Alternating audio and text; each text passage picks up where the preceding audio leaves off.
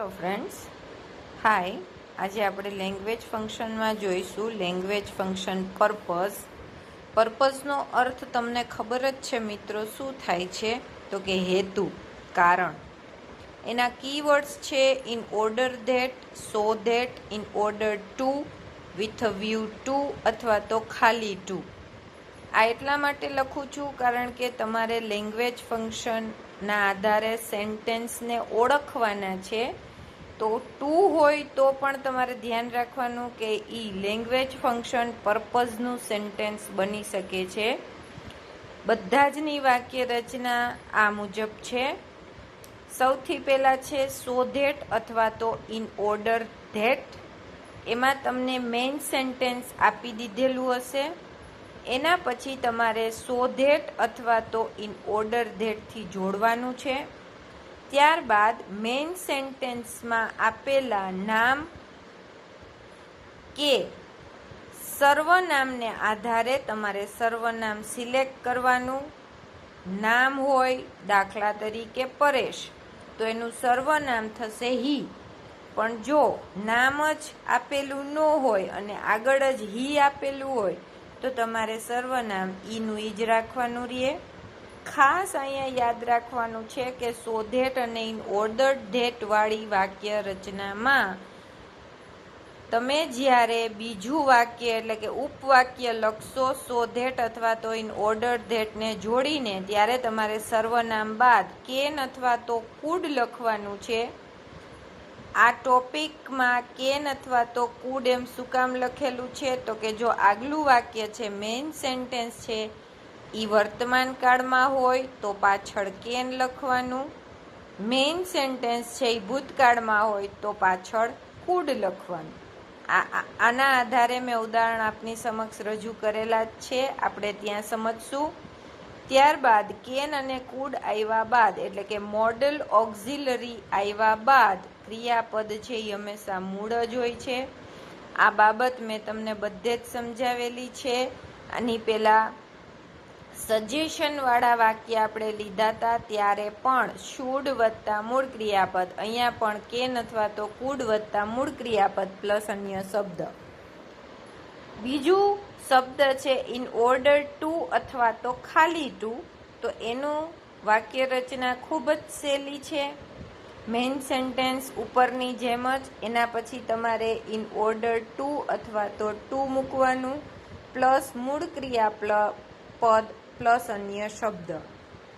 અને સૌથી વધારે અલગ અને સૌથી વધારે પૂછાતો શબ્દ હોય તો એ છે વિથ અ વ્યૂ ટુ. અહીંયા પણ વાક્યની છેલ્લે ટુ આવે જ છે મિત્રો, તમે જોઈ શકો છો. પણ વાક્ય રચના છે એ ખૂબ અલગ થાય છે એટલે ધ્યાન રાખવાની છે, ભૂલ ન થાય.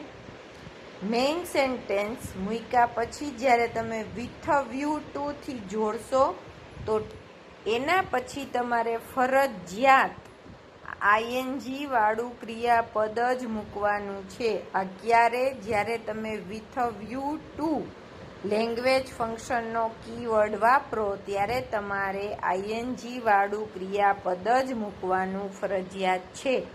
ત્યારબાદ આપણે અન્ય શબ્દ મૂકશું. એના આધારે તમે જોવો કે પહેલું સેન્ટેન્સ મેં તમને એક્સરસાઇઝ માટે જે આપેલું છે, એક્ઝામ્પલ આપણે ક્લિયર કરવું હોય તો પહેલું સેન્ટેન્સ આપણે જે લીધેલું છે એ છે ક્રિષ્ના વેન્ટ યુએસએ. હવે તમને ખબર છે કે આ ક્રિયા થઈ ક્રિષ્ના વેન્ટ યુએસએ, તો એ સેન્ટેન્સ થયું, એ ક્રિયા થઈ, એ મેઇન સેન્ટેન્સ છે. પણ આપણે કયું લેંગ્વેજ ફંક્શન જોઈએ છીએ મિત્રો તો કે પર્પઝ. પર્પઝ એટલે શું થાય તો કે હેતુ અથવા તો કારણ. બરાબર?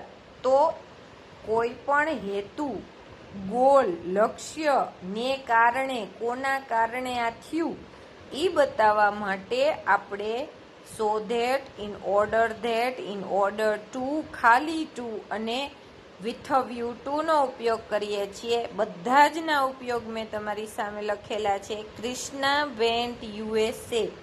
ક્રિષ્ના યુએસએ ગઈ, પણ કયા કારણથી ગઈ, કયા હેતુથી ગઈ તો કે એને સારી જોબ મળે એટલા માટે ક્રિષ્ના યુએસએ ગઈ. આ હેતુથી ગઈ માટે પર્પઝ છે લેંગ્વેજ ફંક્શન.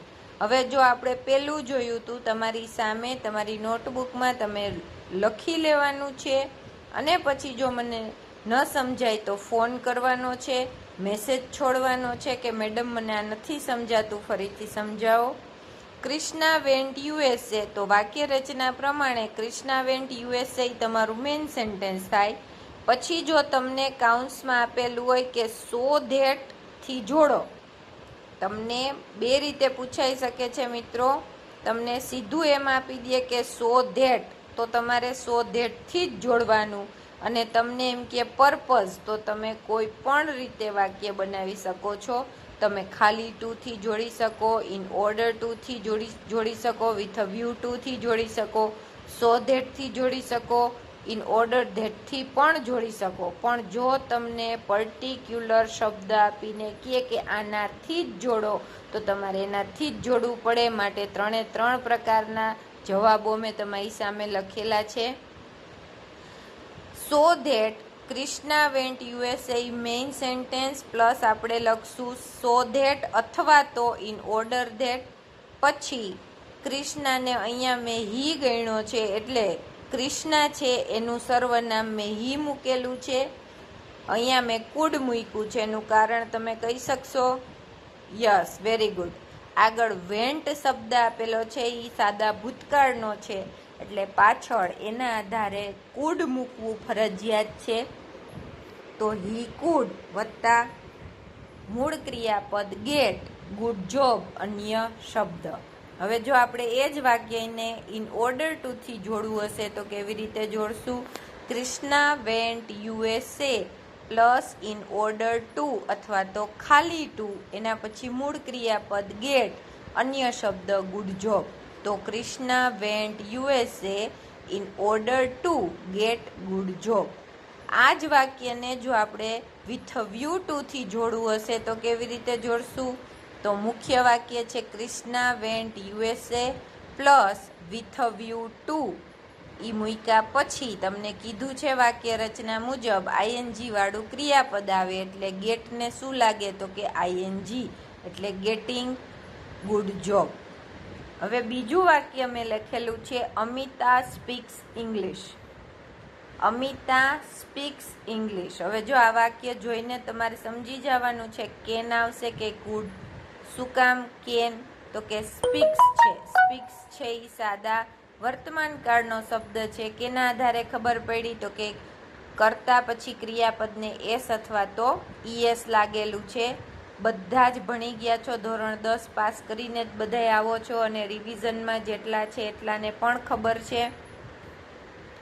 તો મુખ્ય વાક્ય શું છે મિત્રો? અહીંયા અમિતા સ્પીક્સ ઇંગ્લિશ. હવે આપણે એને સો ધેટ અથવા તો ઇન ઓર્ડર ધેટ થી જોડીશું તો શું બનશે?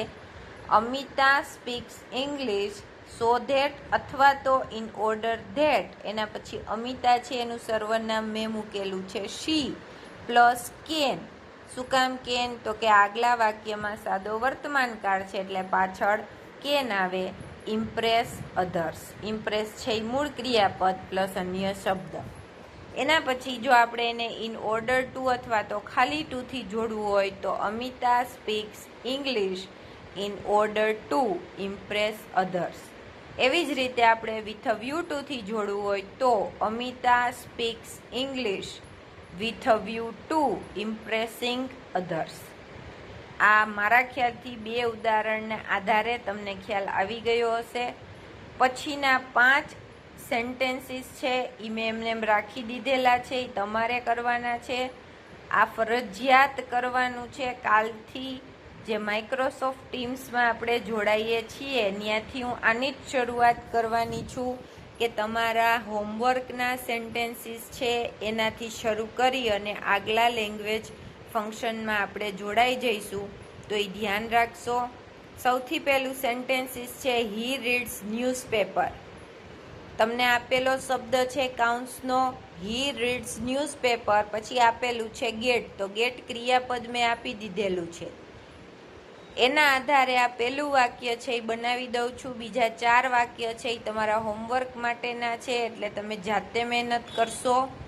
હી રીડ્સ ન્યૂઝપેપર. હવે તમારે 3 રીતે વાક્ય બનાવવાના છે, સો ધેટ અને ઇન ઓર્ડર ટુ અથવા તો ખાલી ટુ અને વિથ અ વ્યૂ ટુ. તો આપણે late start practice it. First sentence, he reads newspaper so that he can get more knowledge. એના પછી he reads newspaper in order to get more knowledge. અને ત્રીજું વાક્ય, he reads newspaper with a view to getting more knowledge.